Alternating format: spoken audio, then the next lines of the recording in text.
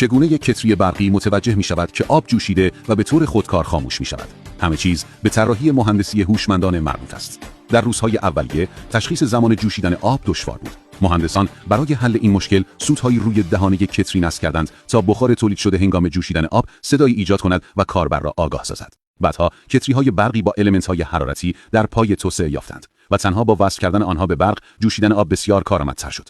ترموستات موجود در دسته کتری از دو نوار فلزی متفاوت ساخته شده است. وقتی آب به جوش می آید، بخاری از یک کانال به دسته می رود و ترموستات را گرم می کند که باعث انبساط آن و بالا رفتن ناگهانی می شود. این حرکت اهرم یک کلید را فعال می کند که برق را قطع می کند. اما اگر کتری خالی باشد، بخاری برای فعال کردن ترموستات دسته وجود ندارد و از جوشیدن خشک جلوگیری می کند.